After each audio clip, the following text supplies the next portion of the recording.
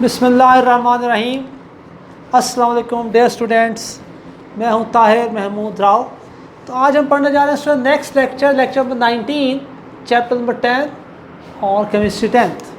तो इसमें आज के लेक्चर में हमने नेक्स्ट टॉपिक स्टार्ट करना है, सॉल्ट्स से ही रिलेटेड है। तो लास्ट में हमने सॉल्ट को स्टार्ट कर दिया था। लास्ट लेक्चर में हमने सॉल्ट की डेफिनेशन पढ़ी और उसको कैसे फॉर्म करते हैं, उसकी कंपोजिशन क्या है, कैटाइंस एनाइंस उसमें इन्वॉल्व होते हैं। आफ्टर दैट हमने पढ़ी कैरेक्टरिस्टिक्स ऑफ सॉल्ट्स। तो आज के लेक्चर में हम नेक्स्ट टॉपिक है प्रिपरेशन। आज हमने अपने प्रिपेयर करना है, सॉल्ट्स को प्रिपेयर कैसे करते हैं। तो आज का हमारा टॉपिक है general methods for the preparation of salts. General methods for the preparation of salts. Salts को प्रिपेयर करने के हमने जनरल मेथड्स पढ़ने। तो student there are total 5 methods. Total कितने मेथड्स हैं? टोटल 5 मेथड्स हैं for the preparation of salts. तो इन 5 मेथड्स में से जो 4 मेथड हैं वो है for the preparation of soluble salts. 4 methods हैं for the preparation of soluble salt. Soluble किस में? वाटर में। यानी ऐसे सॉल्ट्स जो वाटर में सॉल्युबल हो उन्हें कहते हैं सॉल्युबल सॉल्ट्स, यानी वाटर की बात होती है, water soluble. After that one ऐसा मेथड है जो इस्तेमाल करते हैं for the preparation of insoluble salts. तो स्टूडेंट मोस्टली जो सॉल्ट्स होते हैं जो वो वाटर में सॉल्युबल होते हैं, सॉल्युबल वाटर में डिज़ोल्व हो जाते हैं, वाटर में हल हो जाते हैं। तो मोस्टली तो ऐसे हैं, लेकिन कुछ सॉल्ट्स ऐसे होते हैं जो वाटर में डिज़ोल्व नहीं होते। फॉर एग्जांपल कुछ सॉल्ट्स हैं जैसे AgCl and CuCO3, copper carbonate and AgCl, silver chloride and copper carbonate. ये ऐसे सॉल्ट्स हैं जो वाटर में सॉल्युबल नहीं होते, so they are called insoluble salts. सिर्फ एक मेथड है हमारी बुक में for the preparation of insoluble salts, वो हम पढ़ेंगे एज अ शॉर्ट क्वेश्चन। और लॉन्ग क्वेश्चन में पूछे जाते हैं write down the methods for the preparation of soluble salts. और सॉल्युबल सॉल्ट से कितने मेथड हैं प्रिपेयर करने के? 4 मेथड्स। तो आज के लेक्चर में हम यही 4 मेथड्स पढ़ेंगे for the preparation of soluble salts. तो इससे स्टार्ट करते हैं लॉन्ग क्वेश्चन। तो यहाँ से हमारा लॉन्ग क्वेश्चन स्टार्ट हो रहा है, प्रिपरेशन ऑफ सॉल्युबल सॉल्ट्स। तो आपसे कैसे पूछा जाता है क्वेश्चन पूछा जाता है right down the methods for the preparation of soluble salts. तो इस तरह लॉन्ग क्वेश्चन पूछा जाता है, बहुत अहम। तो इसका इंट्रोडक्शन वो कह रहे हैं कि soluble salts often prepared in water. Soluble salts often prepare in water. Soluble salts को हम किस में प्रिपेयर करते हैं? वाटर के अंदर प्रिपेयर करते हैं, वाटर में। वाटर सॉल्युबल सॉल्ट्स प्रिपेयर किस में करते हैं? वाटर में प्रिपेयर होते हैं। यहाँ जब डिफरेंट हम रिएक्शंस करवाते हैं, जब रिएक्शंस होंगे, फॉर एग्जांपल मेटल का एसिड से रिएक्शन कराया, अब मेटल का एसिड से रिएक्शन कराया तो सॉल्ट बन गया। तो वो जो सॉल्ट बनेगा वो वाटर में डिज़ोल्व होगा, वाटर में सॉल्युबल होगा। तो इसका मतलब है उसको हमने प्रिपेयर किया वाटर में, इसका ये मतलब है। इसका ये मतलब है कि हमने सॉल्ट प्रिपेयर किया, वाटर में प्रिपेयर किया। ठीक है, सॉल्ट भी बन जाएगा हमारे पास, लेकिन वो वाटर में डिज़ोल्व होगा। तो अगर हमने उसको रिकवर करना है, वहाँ से हासिल करना है, तो हम वाटर को वहाँ से एवेपोरेट करा दें, किसी तरह हम हीट करके वाटर को वहाँ से उड़ा देंगे, तो हमारे पास सॉल्ट बच जाएगा। तो यहाँ ये कहने का मतलब होता है इस बात का, soluble salts often prepared in water. Soluble salts को हम वाटर में प्रिपेयर करते हैं। जब वो बन जाता है सॉल्ट, तो वाटर में डिज़ोल्व होता है, वाटर के अंदर होता है। फिर हम उसे वाटर से बाहर निकाल लेते हैं एवेपोरेशन करके, मोस्टली आसानी से बाहर निकाल। क्या देयरफॉर ताहम they are recovered by evaporation और क्रिस्टलाइजेशन। यही अब सॉल्ट बन गया हमारे पास, रिएक्शन हुआ डिफरेंट सब्सटेंसेस का, सॉल्ट बन गया। तो जो वाटर सॉल्युबल सॉल्ट होते हैं वो वाटर के अंदर होते हैं, वाटर के अंदर बनते हैं।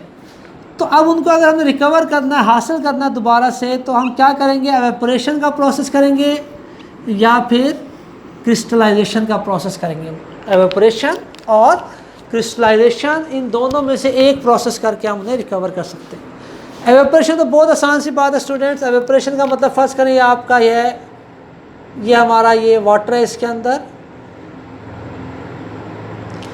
तो इसमें हमारा सॉल्ट प्रिपेयर हो गया, ठीक है। तो ये फर्स्ट करें हमारा सॉल्ट प्रिपेयर हो गया वाटर के अंदर, ठीक। तो आपने क्या करना है, सॉल्ट इसके अंदर डिज़ोल्व है, ये जो रेड है सॉल्ट है, इसमें डिज़ोल्व है वाटर में, नज़र नहीं आ रहा, ये मैंने आपको सिर्फ दिखाने के लिए ऐसे बनाया है। तो इसको हीट करें, हीट करने का मतलब एवेपोरेट करें। फास्ट एवेपोरेशन के लिए हम हीट करते हैं, ठीक। वह तो एवेपोरेशन के लिए हीट रिक्वायर्ड नहीं होती, जैसे हम कपड़े सुखाते हैं, जो कपड़े सुखाते हैं वो एवेपोरेशन होती है, एवेपोरेशन, ठीक है। तो 9th में आप पढ़ के आ रहे हैं, उसमें तो हीट की आपको ज़रूरत नहीं होती, लेकिन आप फास्ट अगर एवेपोरेशन करनी है तो आप उसे हीट करें। हीट करेंगे वाटर उड़ जाएगा, सॉल्ट बच जाएगा। या फिर क्या कर सकते हैं, एवेपोरेशन नहीं करनी तो क्रिस्टलाइजेशन करें। क्रिस्टलाइजेशन में फ़र्क क्या है, इतना ज़्यादा फ़र्क नहीं है एवेपोरेशन में और क्रिस्टलाइजेशन में, इतना ज़्यादा फ़र्क नहीं है। फ़र्क बस ये है कि एवेपोरेशन जब करते हैं तो सॉल्ट में भी थोड़ा हो, पानी ज़्यादा हो, तो आप उसे हीट करें तो सॉल्ट बच जाएगा, वाटर एवेपोरेट हो जाएगा। लेकिन जब क्रिस्टलाइजेशन का प्रोसेस होता है उसमें वाटर के अंदर बहुत ज़्यादा सॉल्ट होता है, बहुत ज़्यादा सॉल्ट, यानी उसका हम सुपर सैचुरेटेड सॉल्यूशन बनाते हैं। क्या बनाते हैं, सुपर सैचुरेटेड सॉल्यूशन बनाते हैं वाटर का। बहुत सारा इसमें सॉल्ट होता है, बहुत ज़्यादा सॉल्ट होगा। तो जब बहुत ज़्यादा सॉल्ट होगा फिर उसको हम हीट करेंगे जब, तो आहिस्ता आहिस्ता हीटिंग करें तो ये सारा वाटर जब एवेपोरेट हो जाएगा, तो वाटर जब सारा उड़ जाएगा तो पीछे क्या बच जाएंगी, क्रिस्टल्स बन जाएंगे। किससे क्रिस्टल्स बन जाएंगे, जो आपका सॉल्ट होगा, तो दैट इज़ कॉल्ड क्रिस्टलाइजेशन। तो सिंपली फ़र्क ये है, एवेपोरेशन सिंपल, थोड़ा सा सॉल्ट हो, ज़्यादा सारा वाटर हो, तो आपके क्या हो जाते हैं, आराम से आपका एवेपोरेट हो जाएगा वाटर और आपके पास सॉल्ट बच जाएगा। और इसमें क्रिस्टलाइजेशन में बहुत ज़्यादा सॉल्ट होता है वाटर के अंदर, बहुत ही ज़्यादा सैचुरेटेड या सुपर सैचुरेटेड सॉल्यूशन बना होता है। तो उसमें जब आप करते हैं हीट तो वाटर जो है एवेपोरेट हो जाएगा, पीछे जो है सॉल्ट तो बचेगा लेकिन क्रिस्टल्स बन जाएंगे, उसकी ख़ास शेप बन जाएगी, उसकी क्रिस्टल्स की फॉर्म में वो आपको मिलेगा। बहुत खूबसूरत सी क्रिस्टल्स बन जाएंगी, बड़ी बड़ी, जो आपको विजिबल होंगी। तो स्टूडेंट ये दो तरीके बता रहे हैं। ये शॉर्ट क्वेश्चन भी पूछा जा सकता है आपसे, how water soluble salts can be recovered, ऐसे आपसे शॉर्ट क्वेश्चन पूछा जा सकता है। ये how water soluble salts can be recovered, water soluble salts को आप कैसे रिकवर कर सकते हैं, हासिल कैसे कर सकते हैं। तो अगर ये शॉर्ट क्वेश्चन पूछा जाएगा तो ये उसका आंसर आप लिखेंगे, यहाँ से लेके यहाँ तक उसका आंसर है शॉर्ट क्वेश्चन का। Soluble salts often prepared in water, soluble salts water में प्रिपेयर किए जाते हैं। Therefore they are recovered by evaporation और क्रिस्टलाइजेशन। अगर आपने उनको रिकवर करना है तो एवेपोरेशन करें या क्रिस्टलाइजेशन करें। तो इंट्रोडक्शन हमारा बहुत अहम है, इसमें शॉर्ट क्वेश्चन ही बनता है। उसके बाद चलते हैं प्रिपरेशन ऑफ सॉल्युबल सॉल्ट्स का फर्स्ट मेथड। तो स्टूडेंट फर्स्ट मेथड है reaction of acid with metal, reaction of acid with metal. तो इसे हम कहते हैं डायरेक्ट डिस्प्लेसमेंट मेथड भी हम कहते हैं, डायरेक्ट डिस्प्लेसमेंट मेथड भी हम इसको कहते हैं। देखें जी, रिएक्शन करवाएं, मेटल ले लें Mg मैग्नीशियम प्लस एसिड ले लें HCl, तो क्या बनेगा, ये मेटल ले ली और ये हमने क्या ले लिया, एसिड ले लिया। मेटल किस फॉर्म में होती है, सॉलिड फॉर्म में, और एसिड किस फॉर्म में, एक्वस, वाटर भी है इसके अंदर, ठीक, वाटर के अंदर HCl डिजॉल्व है। तो ये एक्वस एसिड है हमारा, और उसके बाद मेटल। रिएक्शन होगा स्टूडेंट्स। तो रिएक्शन जब होता है तो रिएक्शन में क्या होता है स्टूडेंट्स, ये जो आपकी मेटल है ना, this is more reactive. Metal क्या करेगी, यहाँ एसिड से रिएक्शन करेगी और इसके जो H पॉजिटिव आयंस हैं, H पॉजिटिव आयंस को यहाँ से निकाल बाहर करेगी, यानी डिस्प्लेस कर देगी H पॉजिटिव आयंस को। और Mg जो है मेटल जो है ज़्यादा रिएक्टिव है एज़ कम्पेयर टू हाइड्रोजन। तो मैग्नीशियम जो है मेटल है, ये हाइड्रोजन को यहाँ से निकाल देगा, मैग्नीशियम हाइड्रोजन को निकाल देगा क्योंकि वो ज़्यादा रिएक्टिव है। वो क्या है, ज़्यादा रिएक्टिव है, that's why it is called direct displacement method. तो क्या होगा, Mg Cl के साथ जुड़ जाएगा। तो Mg जब Cl के साथ जुड़ेगा तो सॉल्ट बनेगा MgCl2। ऐसा क्यों हुआ? ऐसा इसलिए हुआ कि मैग्नीशियम की वैलेंसी होती है +2 और Cl की वैलेंसी होती है -1। तो जैसे आपने पढ़ा हुआ 9th में, क्रॉस एक्सचेंज मेथड से Mg के यहाँ Cl2 नीचे आ गया और -1 इधर, दूसरे की वैलेंसी पहले के नीचे, पहले की वैलेंसी दूसरे के नीचे। तो मैग्नीशियम की वैलेंसी 2 थी, वो दूसरे के नीचे आ गई।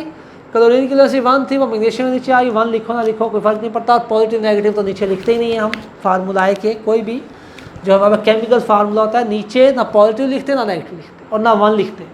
तो इसलिए क्या फार्मूला MgCl2 बन गया, ठीक है। और यहाँ से हाइड्रोजन गैस निकलेगी तो क्या बन जाएगा? H2। हाइड्रोजन गैस क्या होता है? H2। यहाँ पे जो एक H है, यहाँ आपने H2 ही लिखना है, क्योंकि अभी हमने बैलेंस तो नहीं की रिएक्शन को, रिएक्शन में बैलेंस नहीं किया, तो H2 की फॉर्म में ही हाइड्रोजन गैस होती है इवॉल्व। तो ये गैस फॉर्म में है और ये आपका सॉल्ट बन गया। दिस इज एक्वस, यानी वाटर में बना है, ठीक है, वाटर में ये सॉल्ट बन गया। तो स्टूडेंट्स ये आपका रिएक्शन है। इसमें क्या हो रहा है स्टूडेंट्स, इसको अच्छी तरह आप देखेंगे कैसे फार्मूलाए बनते हैं, कैसे चीज़ें मिलती हैं। वैलेंसी का बहुत ज़्यादा आपको पता होना चाहिए। वैलेंसी की बेसिस पे आप जोड़ते हैं और नया केमिकल फार्मूला बनाते हैं। तो इसमें जहन में रखेंगे तो इसे कहेंगे मेटल। ये चीज़ जहन में रखें, मेटल। ये क्या था? एसिड। मेटल और एसिड का रिएक्शन हुआ तो क्या बना? Salt plus hydrogen gas. Salt और क्या बन गई साथ में? Hydrogen gas. तो ये आप ये चीज़ भी याद रखनी है, मेटल एसिड तो gives you salt plus hydrogen gas. तो स्टूडेंट अब देखिए इसकी वर्डिंग, जो चीज़ें हमने पढ़ी हैं रिएक्शन के अंदर, जो चीज़ें हुई हैं वही वर्डिंग है इसकी। तो वर्डिंग देखें, वो कह रहे हैं this is called direct displacement method. इसको हम कहते हैं डायरेक्ट डिस्प्लेसमेंट मेथड। मैग्नीशियम ने H पॉजिटिव आयन को डिस्प्लेस किया है। कह रहा है जी in which hydrogen ion of the acid is replaced by a reactive metal. Reactive metal कौन है? मैग्नीशियम। मैग्नीशियम रिएक्टिव मेटल है, वो H पॉजिटिव आयन को डिस्प्लेस कर देगी। Such as calcium, magnesium, zinc, calcium. तो कैल्शियम होता तो वो भी रिएक्शन करता इसी तरह, जिंक होता वो भी इसी तरह रिएक्शन करता, मैग्नीशियम है तो उसने भी इसी तरह रिएक्शन कर दिया। तो कोई भी रिएक्शन आप करवा सकते हैं। मैग्नीशियम की जगह आप यहाँ जिंक भी ले सकते हैं और आप कैल्शियम भी ले सकते हैं। तो सो ये था हमारा पहला रिएक्शन। तो इसमें हुआ क्या है? सॉल्ट बना है। जो हमारा काम था, हमने क्या बना लिया? सॉल्ट बना लिया। This is our salt, this is our target. और एक किसके अंदर बना है? एक्वस के अंदर, वाटर के अंदर। तो it's mean it is water soluble salt. तो this is the first method for the preparation of water soluble salt. तो क्लियर है स्टूडेंट? उसके बाद नेक्स्ट चलते हैं। तो बहुत ही आसान सी बात, बार बार आप पढ़ते आए हैं, reaction of acid with base. 8th class से आप पढ़ते आ रहे हैं, एसिड और बेस का रिएक्शन होता है तो उसे क्या कहते हैं? न्यूट्रलाइजेशन प्रोसेस या न्यूट्रलाइजेशन मेथड। तो सर ये तो आपको बहुत ही अच्छी तरह आता है। एसिड ले लें HCl, बेस क्या ले लें? NaOH। Both are aqueous. इनका होता है वाटर में इनके सॉल्यूशन बने हुए हैं, एक्वस हैं। तो रिएक्शन हुआ स्टूडेंट एसिड का बेस से, तो क्या बनेगा? H और OH मिलेंगे तो क्या बन गया? H2O। वाटर प्लस Na और Cl जुड़ेंगे तो Na की वैलेंसी +1, Cl की वैलेंसी -1। तो if the valency are same they are offset and not return with the chemical formula. तो सॉल्ट क्या बन गया? NaCl, नमक बन गया और साथ में वाटर बन गया। तो बहुत ही आसान से ऊपर लिखेंगे acid plus base gives you salt plus water. तो acid plus base give you salt plus water. बहुत ही आसान रिएक्शन ये लिख देंगे आप। तो रिएक्शन की वर्डिंग भी लिखेंगे, it is a neutralization reaction. इसे कहते हैं it is a neutralization reaction. इसमें एसिड और बेस आपस में जब मिली हैं, इन एसिड और बेसिस ने अपने आप को न्यूट्रलाइज किया, ठीक है। और क्या बन गया? Salt and water. To produce salt and water, क्या बन गया? सॉल्ट बन गया और वाटर बन गया। This is the next method, second method for the preparation of soluble salt. ये हमारा सॉल्ट बन गया NaCl, नमक एक्वस में, सॉल्युबल सॉल्ट है एक्वस में बन गया और साथ में वाटर लिक्विड फॉर्म में आप लिखेंगे वाटर। तो सर 2 मेथड हो गए for the preparation of soluble salts. Next method अच्छा सर एक और बात आपको बताता चलो, ये जो सारे हम रिएक्शन पर 4 रिएक्शंस हैं, 1-4 जो रिएक्शंस हैं, ये सारे के सारे रिएक्शंस आपने पहले पढ़े हुए। कहाँ पढ़े हुए हैं? आपने पढ़े थे chemical reactions of acids, chemical reactions of acids, वहाँ पे आपने सारे रिएक्शन पढ़े हुए हैं, कोई ऐसा रिएक्शन नहीं है जो आपने ना पढ़ा। इसका मतलब रिपीट हो रहा है, सारा काम ये हमने पहले किया हुआ है, जस्ट अब टॉपिक का नाम चेंज है। अब टॉपिक क्या है? Preparation of soluble salt. Reactions वही हैं, वर्डिंग वही है, ये पहले आपने सारे रिएक्शन याद किए, ये रिएक्शन पहले याद किया हुआ है आपने, ये भी याद किया हुआ है, अब जो नेक्स्ट होगा वो भी याद किया होगा, सारे आपने पहले रिएक्शन इसी चैप्टर में याद किए हुए हैं। जस्ट आपने इसको एक दफ़ा पढ़ेंगे तो इंशाल्लाह ये टॉपिक आपका रिकवर हो जाएगा, कवर हो जाएगा आपसे। अच्छा जी, नेक्स्ट जी, reaction of acid with metallic oxide, तो ये भी आपने पढ़ा हुआ है पहले। एसिड कैसे रिएक्शन करता है मेटेलिक ऑक्साइड से, ठीक। मेटेलिक ऑक्साइड ले लें, मेटेलिक ऑक्साइड कौन सा ले लें जी? CuO, यह है metallic oxide CuO, copper oxide, copper metal, साथ ऑक्सीजन जुड़ा हुआ है, तो मेटल के साथ अगर ऑक्सीजन जुड़ा हो तो उसे कहते हैं मेटेलिक ऑक्साइड, जनरली कहते हैं मेटेलिक ऑक्साइड। इसका अपना नाम क्या है? कॉपर ऑक्साइड, अपना इसका नाम क्या है? कॉपर ऑक्साइड, जनरली इसे कहते हैं मेटेलिक ऑक्साइड। तो इसका रिएक्शन करा दिया जी हमने, तो रिएक्शन कराया इसका। अच्छा ये अपना पहला जो रिएक्शन है ना, ये इसको बैलेंस भी करेंगे, तो बैलेंस करेंगे तो यहाँ क्या आ जाएगा? 2 आ जाएगा। सॉरी दोबारा बैक जाए, सो ये बैलेंस नहीं कर सके हम, बैलेंस नहीं किया हमने। तो अब देखिए ये बैलेंस है, Mg + 2HCl = MgCl2 + H2। अब ये रिएक्शन बैलेंस है, बैलेंस है, देखें कैसे बैलेंस है। यहाँ एक मैग्नीशियम, यहाँ भी एक मैग्नीशियम, यहाँ पे 2 हाइड्रोजन, यहाँ पे 2 हाइड्रोजन H2, और यहाँ पे 2H, ठीक, बैलेंस हो गया। यहाँ पे Cl2 दोनों से मल्टीप्लाई होता है, 2Cl 2 क्लोरीन, यहाँ भी 2 क्लोरीन, तो रिएक्शन बैलेंस है। ये रिएक्शन भी हमारा बैलेंस है, इसमें तो कोई ज़रूरत नहीं है, सारा कुछ बैलेंस है इसमें। उसके बाद नेक्स्ट रिएक्शन जी, वापस आते हैं, तो आप चलें जी, कॉपर ऑक्साइड, मेटेलिक ऑक्साइड ले लिया, इसका रिएक्शन किससे कराना है? ये हमने ले लिया मेटेलिक ऑक्साइड। रिएक्शन किससे कराना है? एसिड के साथ। तो एसिड जो मर्जी ले लें आप, एसिड ले लें, फर्ज करें ये ले लें H2SO4, H2SO4 हमने एसिड ले लिया, और कॉपर ऑक्साइड हमने ले लिया मेटेलिक ऑक्साइड, दोनों एक्वस। तो रिएक्शन करवाएं जी। अब रिएक्शन होगा तो क्या बनना है स्टूडेंट्स? रिएक्शन में क्या होगा? H2 किससे जुड़ जाएगा? O के साथ, और Cu किसके साथ जुड़ जाएगा? SO4 के साथ। अब देखिए Cu कॉपर और SO4 से जुड़ेगा, कॉपर की वैलेंसी होती है +2 और SO4 की वैलेंसी -2, सल्फेट के ऊपर -2 होता है, याद किया आपने रेडिकल। SO4 -2 होता है और Cu कॉपर +2। तो if the valency are same they are offset each other, एक दूसरे को कैंसिल आउट कर देंगे वैलेंसीज, और फार्मूला क्या बनेगा हमारे पास? CuSO4 एक्वस में, और साथ में क्या बन गया? वाटर। वाटर जो है लिक्विड भी लिख दें, एक्वस भी लिख दें, एक ही बात है, ठीक। तो ये आपका रिएक्शन हो गया स्टूडेंट्स। तो अब इसमें आप इसके ऊपर लिख दें रिएक्शन कैसे कराया आपने। एसिड का रिएक्शन कराया, किसके साथ कराया? प्लस मेटेलिक ऑक्साइड से आपने रिएक्शन कराया एसिड का, तो क्या बन गया? Salt plus water. तो ये आपने रिएक्शन करवा दिया। तो इसकी वर्डिंग भी बहुत आसान सी है। Mostly the insoluble metallic oxide react with dilute acids to produce salt and water, to produce salt and water. तो ये आपका रिएक्शन की वर्डिंग बहुत ही आसान है, पहले आपने याद की हुई है। तो ये था स्टूडेंट हमारा तीसरा method for the preparation of salts. तो last method preparation of salt, ये भी आपने पहले पढ़ा हुआ है, reaction of acid with carbonates. ये रिएक्शन भी आपने पहले पढ़ा हुआ है, reaction of acid with carbonates, याद होगा आपको। यानी सारे वही हैं केमिकल रिएक्शन ऑफ एसिड, हम दोबारा हमने सारे रिपीट कर लिए, सारे हमने रिपीट कर लिए रिएक्शन ऑफ एसिड्स, ठीक है। देखिए यहाँ ये भी एसिड इन्वॉल्व है, एसिड का रिएक्शन बेस से, एसिड का रिएक्शन मेटल से पहले पड़ा हुआ है, एसिड का रिएक्शन मेटेलिक ऑक्साइड से, अब एसिड का रिएक्शन कार्बोनेट। तो देखिए जी reaction of acids with carbonates. तो ले लें जी आप एसिड ले लें, एसिड कौन सा लेंगे आप?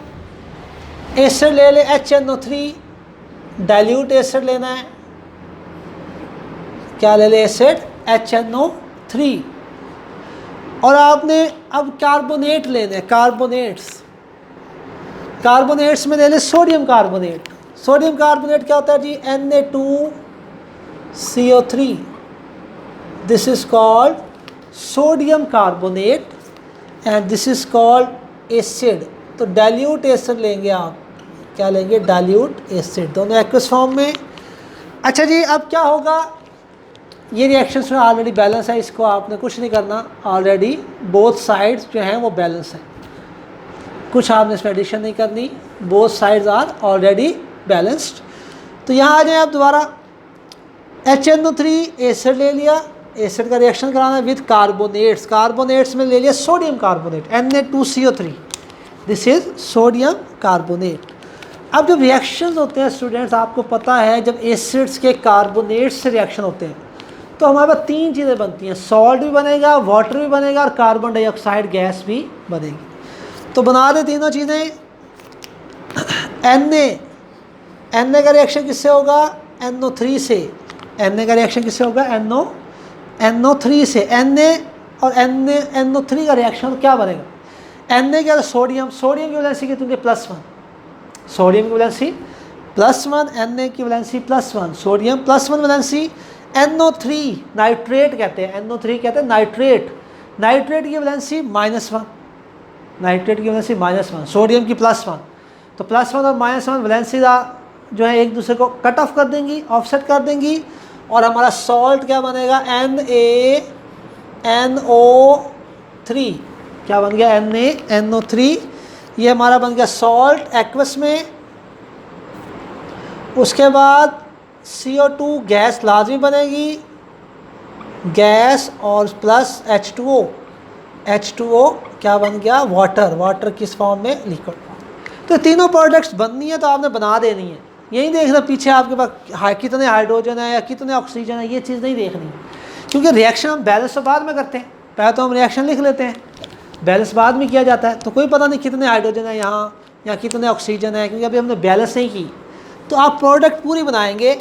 जब भी एसिड्स का रिएक्शन होता है कार्बोनेट्स के साथ तो सॉल्ट बनता है, कार्बन डाइऑक्साइड गैस बनती है और क्या बनता है, वाटर बनता है। तो प्रोडक्ट आपने पूरी बना दी। अब इसको बैलेंस करेंगे, तो बैलेंस करेंगे जस्ट यहाँ पे 2 आएगा, जस्ट यहाँ पे 2 आएगा। तो अब ये रिएक्शन हमारा बैलेंस है, देखें यहाँ पे 2 हाइड्रोजन H2H और यहाँ पे H2 बैलेंस हो गया। नाइट्रोजन, यहाँ 2 नाइट्रोजन, यहाँ पे कितने नाइट्रोजन हैं जी,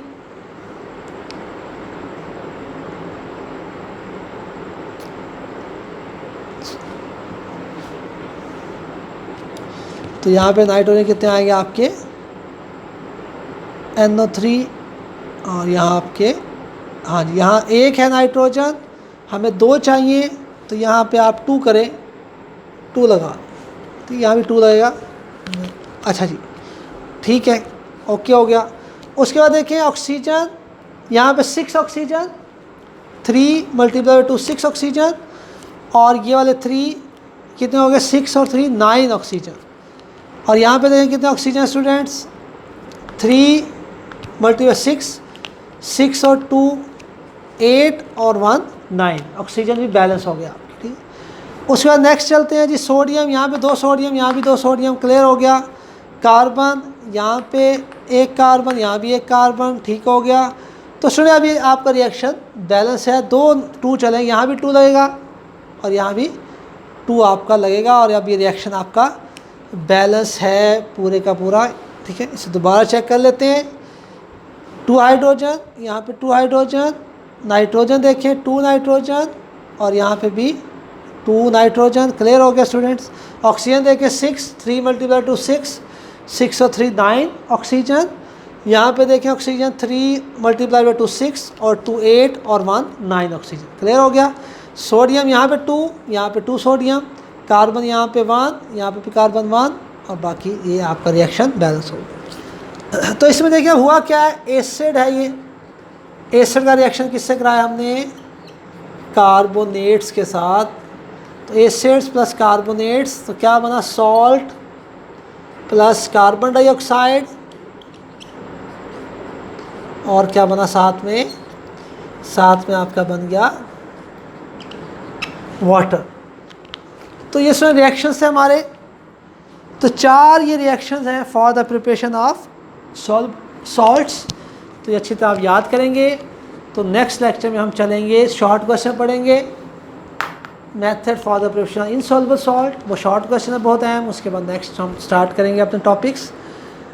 तो उम्मीद है स्टूडेंट ये आसान सा, बहुत ही आसान सा लेक्चर जो पहले भी आपने पढ़ा हुआ है, उम्मीद है आपको सारा कुछ समझ आ गया होगा। तो इसको अच्छी तरह याद करेंगे। ये इम्पॉर्टेंट लॉन्ग है, इस चैप्टर का एक इम्पॉर्टेंट लॉन्ग है जो अक्सर पूछा जाता है कि right down the methods for the preparation of soluble salts. तो ये आप 4 रिएक्शन लिखेंगे। और ये शॉर्ट क्वेश्चन भी बहुत अहम है, ये भी अक्सर पूछा जाता है, how soluble salts are recovered, कि सॉल्युबल सॉल्ट्स हम कैसे रिकवर करते हैं। तो ये आप उसमें इंट्रोडक्शन लिख देंगे, ये आपका आंसर है।